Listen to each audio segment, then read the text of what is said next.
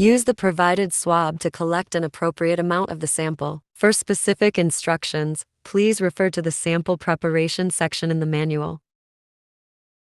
Immediately insert the swab into the acid diluent tube. Agitate the swab thoroughly until the sample is fully dissolved in the diluent. After tightening the cap, shake the tube to mix the contents. The liquid obtained after allowing it to stand for 10 seconds within the tube is the sample to be tested. Open the foil pouch, take out the test card and put it on a flat and clean work surface.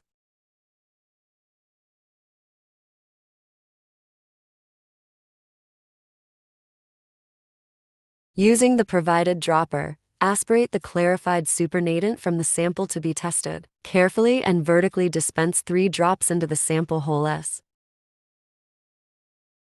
Read the result at room temperature in 10 to 20 minutes. Results are invalid after more than 30 minutes. Interpret the results within the result window. If only the control line C appears, it indicates a negative result. If both the test line T and the control line C appear simultaneously, it indicates a positive result. If the control line C does not appear, the result might be considered invalid.